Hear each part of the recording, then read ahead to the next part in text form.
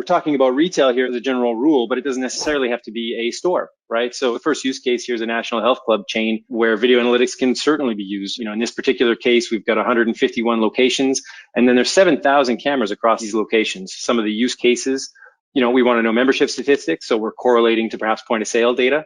We want to know usage patterns, so the utilization of that equipment in the space by demographic.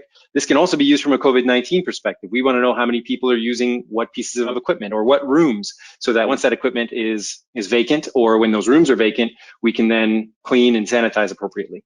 We want to use video analytics from a gym floor layout and usage perspective. So understand the areas of congregation and plan this gym and plan the equipment so that there are easier navigation paths.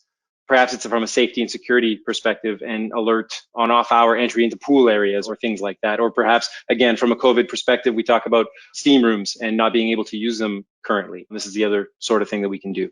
So from a more traditional sense, we talk about a Fortune 500 retail clothing chain, 2,300 locations around the US. So today, analyzing 500 cameras, but growing to 30,000 in the near future.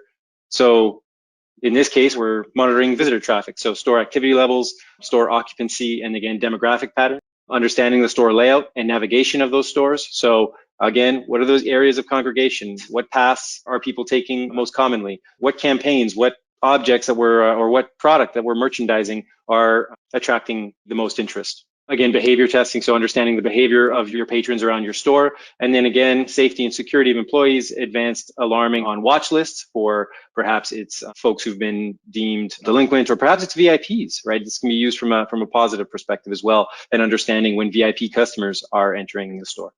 So again, a little bit of a out of the box scenario where, it doesn't have to be a store, but more from this perspective, a restaurant, in this case, a Fortune 500 coffee house chain. So 9,000 locations across the US, with 45,000 cameras installed.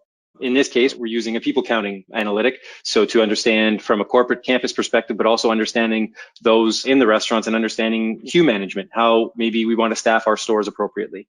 Deriving operational efficiency, again, using people counting, understanding how many patrons we have in the store, we can then derive, appropriate roasting plans and manufacturing so that we have the right number of product on hand. And then from a retail store analysis, counting the number of people that walk in and leave. So maybe a bounce rate, understanding, people come in, they see the long line, they turn around and leave. Or separating team members from customers. So either using facial recognition or appearance similarity, excluding those employees to have a better understanding of your consumers as opposed to total number of people in the store.